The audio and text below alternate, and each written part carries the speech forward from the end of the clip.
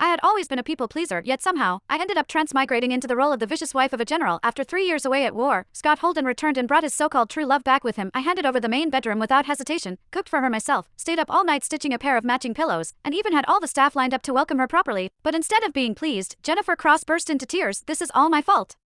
I have no name, no status, yet am staying here at Holden residence, letting Lillian humiliate me like this. If that's the case, I'll just leave. It hit me all at once. So that was what she wanted, a proper title. So I drafted a divorce letter for Scott myself, brought it to him, and said with an ingratiating smile, after you divorce me, could you maybe keep me on the side as a mistress? My parents are gone. I don't have anywhere else to go. Scott flew into a rage. I see right through your little tricks. Jennifer is just staying here temporarily. Are you really that petty? From that day on, he never set foot in my room again. Then one day, enemy forces attacked. Jennifer and I were both captured and strung up on the city wall, forcing Scott to choose between us before he could even decide. I shouted eagerly, I'll die, I'm totally willing. I love that rush you get from falling from high up, that adrenaline spike. After all, once I died, I could finally go home, but for the first time.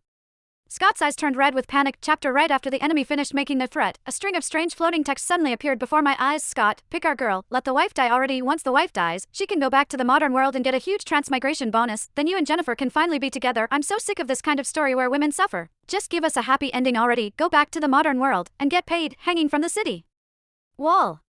I instantly felt a surge of excitement. I started shouting toward Scott Holden again, my tone full of forced eagerness. I'll die, I'm totally willing. I love that rush you get from falling from high up, that adrenaline spike. Jennifer's hanging there, too. She must be so uncomfortable. Darling, my love, hurry up and pick her. Scott's hands trembled. His eyes were bloodshot as he ground his teeth. Lillian, don't think acting like this will make me forgive you. Without my permission, you're not allowed to die. I was still trying to figure out what exactly I had done wrong that needed forgiving, but Scott had already raised his bow and shot the enemy commander who was holding us hostage. He rescued both of us, then led his troops to wipe out the enemy forces, from start to finish. It took only 3 days. When I woke up from my injuries, I was already back at Holden residence. Lady Holden, you were hurt way worse than MS Cross when you were captured, but General Holden has been staying by her side day and night. It's so unfair. My maid couldn't help complaining the moment she saw I was awake, hearing that Jennifer Cross was injured as well. My people-pleasing instincts kicked in again. By the time I rushed to Jennifer's room, my head was still wrapped in bandages, fresh red seeping through the white cloth. I set down a plate of apples carved into the shape of peonies on the table, coughed weakly, and said, I learned this carving just for you. You should have some fruit. If it had been the original vicious version of me, seeing Jennifer injured, she probably would have stabbed her again just to finish the job. Scott was sitting nearby, his gaze flicked to the cut on my finger, and the coldness in his eyes softened a little. Enough, you're still injured, too, go get some rest. I'll come stay in your room tonight. The moment he said that, Jennifer's tears started falling in heavy drops. Lillian, you don't have to do this. If you hadn't revealed my location,